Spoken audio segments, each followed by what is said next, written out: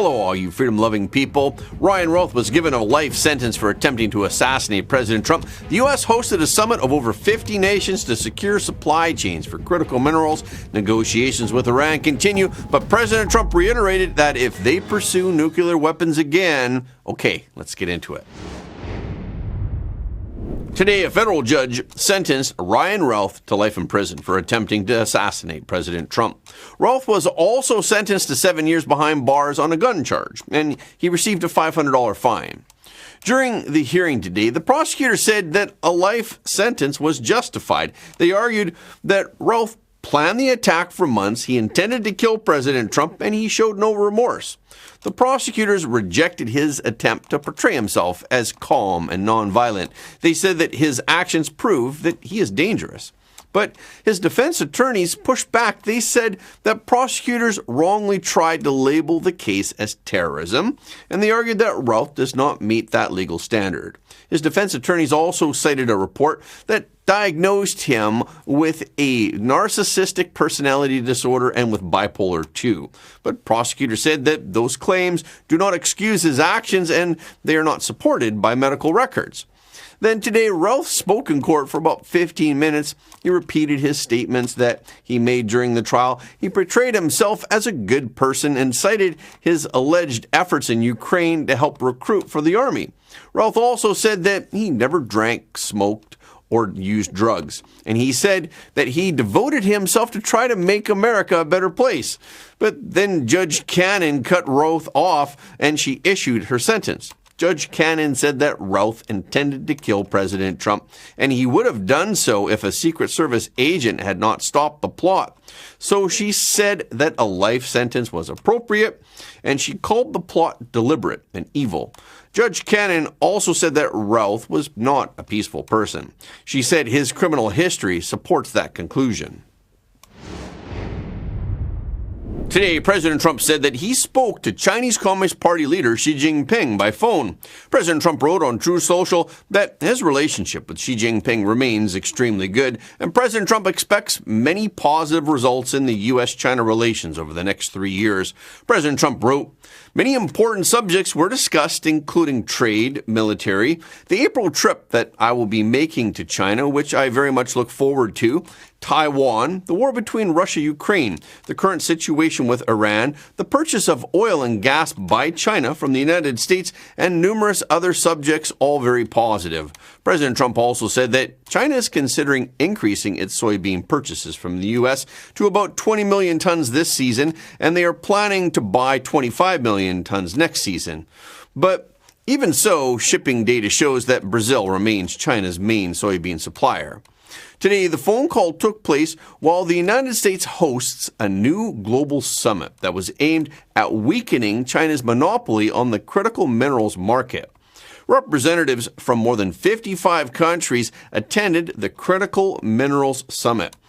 And about half of those countries are planning to join or show interest in a preferential trade zone that will set minimum prices for critical minerals.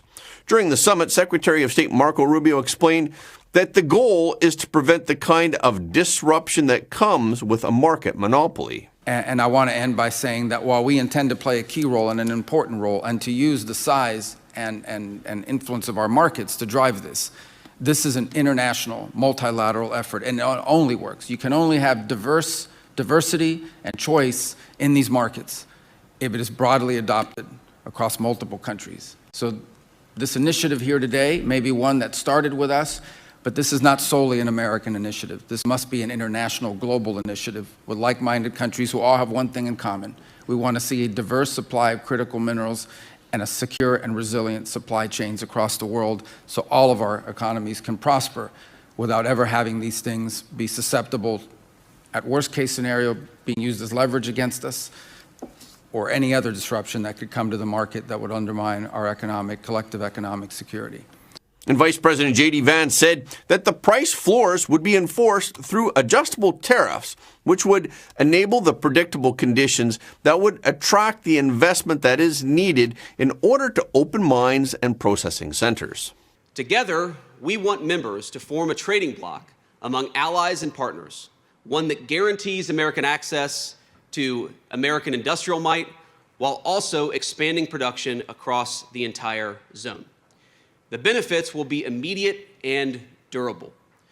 Regardless of how much material flows into the global market, prices within the preferential trade zone will remain consistent. Over time, our goal within that zone is to create diverse centers of production, stable investment conditions, and supply chains that are immune to the kind of external disruptions that we've already talked about. For those of you who join, we offer you a necessary foundation for private financing and secure access to the critical mineral supplies your nation would require in an emergency or some other contingency. By regulating imports to preserve free and fair competition within the preferential trading zone, we will elevate our nation's miners and refiners, our investors and our producers alike. We are all on the same team, and we need to create the economic incentives that reward people for investing and building in our countries. Membership will be vital for developing economies seeking to expand mining capacity. And it'll be just as important for the advanced economies that rely on these materials to sustain their advanced industries, to sustain their growth and security. And I want to be clear with every person in this room. While we believe America's market is large enough to create its own critical minerals trading zone, this entire effort will be stronger and far more competitive if we build it together. Yesterday, Colombian President GustavoPetro visited the White House and talked with President Trump. However, the details of the meeting remain largely unknown since the media were not allowed to enter the Oval Office and report on it.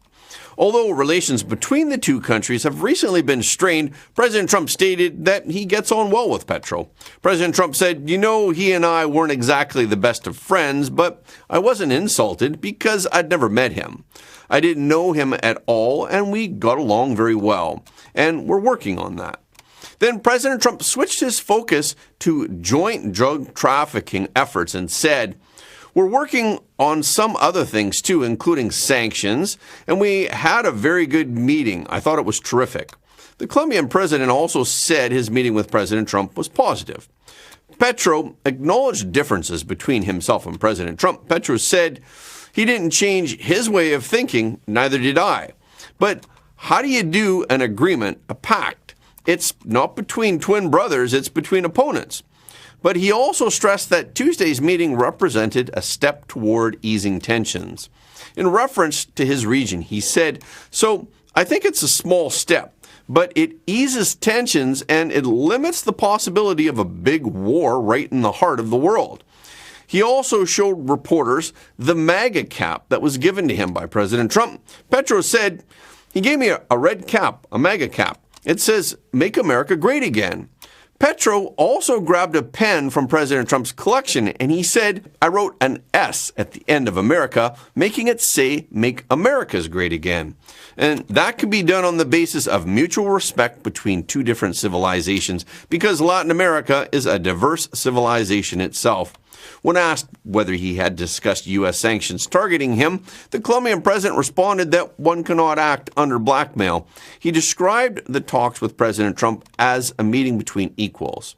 A meeting between equals who, yes, think differently with different powers, obviously, but capable of finding common ground.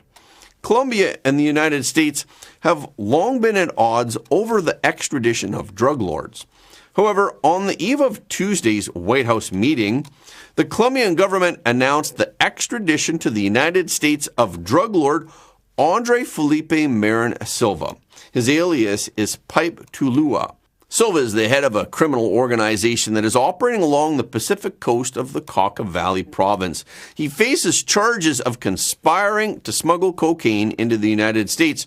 Regarding the issue of cocaine proliferation in the United States, Petro stated that Colombia is not the source of the problem.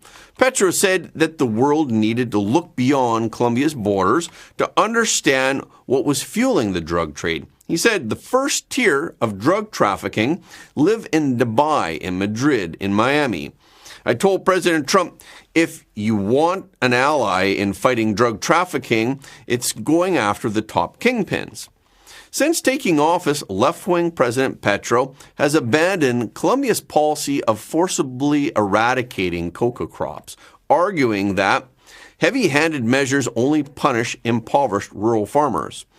On Tuesday, he reiterated this stance, emphasizing that for some farmers, growing coca is virtually the only economic option. He said, if the people aren't able to feed themselves, when they have no other option in the jungles, the mountains, and elsewhere, where there's no highway for transport, where it takes 12 hours to get a legal agricultural product to market, they turn to drug trafficking. But the Trump administration has criticized Petro for not taking aggressive actions to stop cocaine trafficking out of Colombia. However, Petro argued that no leader had done more to seize cocaine and extradite drug traffickers, and now Colombia officials planned to provide the White House with a detailed briefing on their principal counter-narcotic achievements, including data such as cocaine seizure figures. Petro also touted his voluntary coca eradication program, which he claimed was both more humane and more effective than military-led efforts. Petro said, "These are two different methods, two different ways of understanding how to fight drug trafficking. One that is brutal and self-interested, and what it ends up doing is promoting mafia powers and drug trafficking, and another approach which is intelligent, which is effective." The United States imposed sanctions on Petro on October 24, 2025, citing his refusal to prevent cocaine from entering the country. So during the talks, did Petro request that the White House lift the sanctions? Petro replied, "I did not get elected to see if things would go better or worse for me as an individual." And he said that he and President Trump avoided any personal topics. Petro said, "He didn't talk to me about his businesses. I didn't talk to him about my businesses. I have none. But I did invite him to Cartagena. I told him it is a very nice and beautiful place to be and to live." And Petro and President Trump share a common trait. They both favor social media, and they both frequently express candid views on these platforms. In a post, Petro showed off a signed copy of President Trump's book, The Art of the Deal. On its title page, President Trump scrawled another note to Petro. It said, "You are great." In Spanish on social media, Petro later wrote, jokingly, "Can someone tell me what Trump said in this dedication? I don't understand much English." The United States and Iran are set to hold talks in Oman on Friday. The talks will now be held in Oman after the Iranian regime sought a venue change from Turkey to Oman in order to reduce tensions. And the talks will only focus on the nuclear issue. According to Reuters, the Iranian regime wants the talks to focus only on its nuclear program, while the United States wants to include the Iranian regime's missile program and its role in the region. The Islamic Republic has also called for the talks to be held bilaterally, only between them and the U.S. Previously, Pakistan, Saudi Arabia, Qatar, Egypt, Oman, and the United Arab Emirates were expected to attend the talks as observers. Today, the Wall Street Journal wrote that these moves reflect the Iranian regime's long-used negotiating style. The Iranian regime's negotiators often make last-minute changes to locations or terms in order to gain leverage. A former senior U.S. diplomat and nuclear negotiator with the Iranian regime told the Wall Street Journal that this approach has been used before, including during nuclear talks, where issues thought to be settled were later reopened. And today, Rubio said that he's not sure if they can reach a deal with the Iranian regime. If the Iranians want to meet, we're ready. They've expressed an interest in meeting and talking. If they change their mind, we're fine with that too. We'd prefer to meet and talk.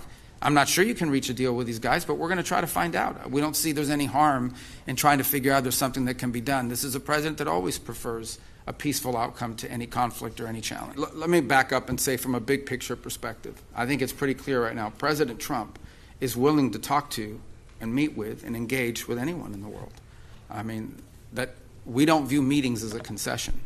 We don't view meetings as even legitimization. It is our willingness to sit and listen and talk to anyone, any adversary, any ally, obviously, but anyone around the world. And so the president's always been open to that. He showed that in the first administration, and he's showing it again now.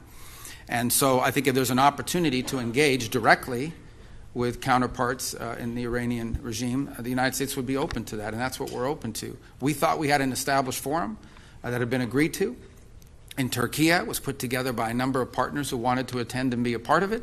I saw conflicting reports yesterday from the Iranian side saying that they had not agreed to that. So that's still being worked through.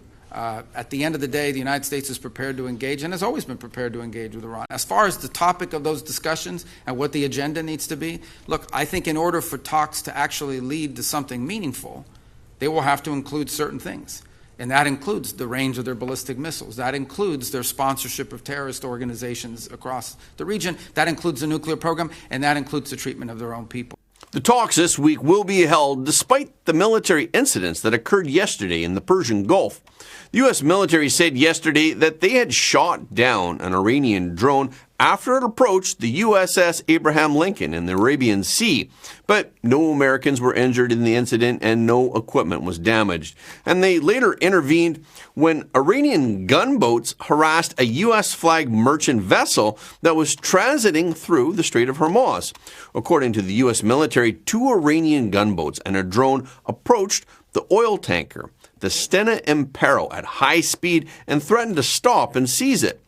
Later, the Islamic Republic of Iran sent another drone toward the USS Abraham Lincoln, but reportedly that drone was not considered a concern and it maintained a safe distance from the carrier. Caroline Leavitt, the White House press secretary, said in an interview with Fox News that the U.S. Central Command acted correctly in shooting down the Iranian drone. Today, I did speak with folks over at the Pentagon this morning who said that CENTCOM acted both appropriately and necessarily to protect our U.S. personnel and equipment in the region. So CENTCOM did make the decision to shoot down that Iranian drone. It was unmanned. It was acting aggressively towards our USS Lincoln, which we know that aircraft carrier is in the region at the direction of President Trump.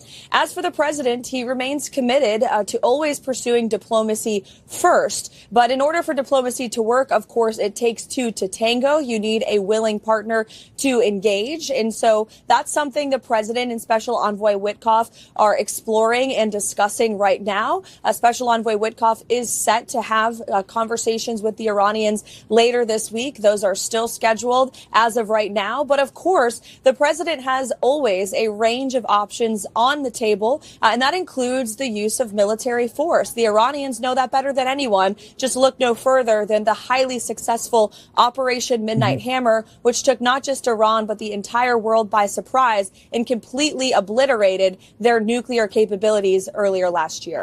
According to the Institute for the Study of War, the Iranian regime likely carried out these actions to test how the U.S. Navy would respond and to show the U.S. Navy that it can threaten the U.S. forces. Based on the Institute for the Study of War, the first drone was a surveillance drone. And even though it was destroyed, the Iranian regime could still learn how the Navy reacted. The Institute for the Study of War also suggested that the operation against the tanker was also meant to trigger a U.S. Navy response, helping the Iranian regime to understand how and when the Navy might react to similar provocations in the future. But despite the escalated tensions, yesterday President Trump confirmed that active negotiations are still happening, but he reminded people of the consequences if the talks fail. On Iran, are the negotiations still happening this week? Yeah. Where will they be? And what do you need to hear from Iran? They're all over, but they are negotiating. They'd like to do something, and we'll see if something is going to be done. They had a chance to do something a while ago, and it didn't work out, and we did Midnight Hammer. I don't think they want that happening again, but they would like to negotiate. We are negotiating with them right now, yes. But according to the Wall Street Journal, officials are lowering expectations for the talks. They now expect only limited progress, with some warning that a military clash may be hard to avoid. Recently, President Trump reshared on Truth Social 3 Fox News posts that were about Iran. In one of the posts, Fox News host Mark Levin said that only decisive military action can prevent the Islamic Republic from obtaining nuclear weapons and prevent it from continuing its widespread repression of the people. In the program, Levin warned about the situation in Iran. He said that the Islamic Republic is turning into the North Korea of the Middle East and that only firm military action can stop the regime from acquiring nuclear weapons and stop it from continuing its broad crackdown on the population. Levin said that the Islamic Republic of Iran is a police state that relies on security and military forces to maintain power while suppressing its own citizens. He also said that the Iranian regime operates prisons for torture and death camps for organized killing, and that the human rights situation in Iran is getting worse every day. Levin compared Iran to North Korea, saying that the Iranian regime controls every aspect of life, culture, communications, and even the country's electricity and energy. He also said that Iran has effectively become a nationwide forced labor camp. Levin said that the experience with North Korea shows that nuclear agreements have all failed, and that the result of the appeasement was North Korea's acquisition of an atomic bomb and later a hydrogen bomb. And he warned that despite any agreements, the Islamic Republic of Iran will ultimately obtain nuclear weapons. Levin pointed to the collapsing economy of the Iranian regime, and he warned that with the country now weaker than ever, failing to act soon would mean missing a critical opportunity. And President Trump also reshared the program Sunday night in America. In that program, State Department spokesperson Tammy Peugeot said that President Trump has been very clear in his message to the Islamic Republic. And the third post that was shared by President Trump came from the program America's Newsroom. In that program, Dan Hoffman, who is a former CIA station chief, discussed whether the Iranian regime's recent request for nuclear talks represents a genuine diplomatic opening or whether it's an attempt to buy time while the United States simultaneously increases its military presence in the Middle East. During an interview with Iran International, Baijan Kian, who is a national security expert who is based in the United States, said that there's no reason for Trump to back down. If you ask any expert analyst today how likely a military strike against the Islamic Republic is, some will say 100%. Others will say 90%, but no one says it's less than a 70% chance of a final strike against the Islamic Republic. Kian also said, whenever you hear that negotiations are taking place, know that there are only two possible outcomes: total destruction or total surrender. Today, during an interview on NBC, President Trump said that the supreme leader of the Iranian regime should be very worried. If they start their nuclear program, we may send back the B-2 bombers. What's the deal about? I mean, if there's no more, are they trying to restart the nuclear program? Well, I heard that they are, and if they do, and I let them know, if they do, we're going to send them right back and do their job again. So your understanding is they tried to restart it, and that's why you're threatening force? They tried to go back to the site. They weren't even able to get near it. There was total obliteration. But they were thinking about starting a new site in a different part of the country. We found out about it. I said, you do that, we're going to do very bad things to you. Precious metals began to gradually rebound from their lows, but Bitcoin suffered another sharp decline. On Tuesday, it fell by over 6% during the day, briefly dipping below the $73,000 threshold to reach its lowest level since November 6, 2024. Since reaching a record high of over $126,000 last October, Bitcoin has fallen by approximately 41%. Year-to-date, Bitcoin has declined cumulatively by 16%. The cryptocurrency has experienced significant price volatility in recent months and since the release of the Epstein files, and it has been struggling to recover amid multiple rounds of selling pressure. Michael Beery has warned that Bitcoin's plunge could intensify, a self-reinforcing death spiral inflicting lasting damage on companies that have hoarded the digital currency over the past year. In a Substack post on Monday, Beery argued that the original cryptocurrency has been exposed as a purely speculative asset, failing to take off as a debasement hedge similar to precious metals.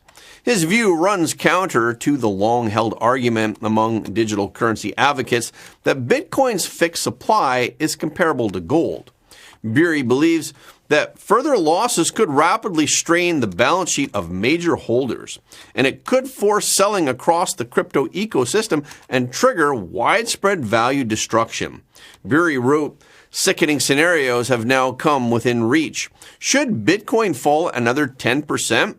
Strategy Inc., the world's largest corporate crypto treasury, would be billions in the red and find capital markets essentially closed. Additional drops, he said, would push Bitcoin miners toward bankruptcy." Analysts have offered a range of explanations for the slump, from fading inflows to deteriorating liquidity and a broader loss of macro appeal. However, these arguments are difficult to sustain. This is because Bitcoin has failed to respond to typical drivers such as a weakening US dollar or geopolitical risks. This contrasts with traditional safe haven assets like gold and silver. Beery wrote, "There is no organic use case reason for Bitcoin to slow or stop its descent. Nearly 200 listed companies hold spot exchange-traded funds that are linked to Bitcoin and emerging cryptocurrencies as a hedge against traditional investments." Beery argued that this is not enough to buoy its price indefinitely or prevent devastating consequences if it falls dramatically. While that has helped broaden demand, there is nothing permanent about Treasury assets. Treasury assets must be marked to market and be included in financial reporting. If Bitcoin's price continues to fall, risk managers will start advising their companies to sell, Beery warned. He cited the fall in the cryptocurrency as partly to blame for the recent collapse in gold and silver, as corporate treasurers and speculators needed to de-risk by selling profitable positions in tokenized gold and silver futures. Bloomberg traces the origins of this wave of price volatility in precious metals, with the primary driving force stemming from Chinese investors.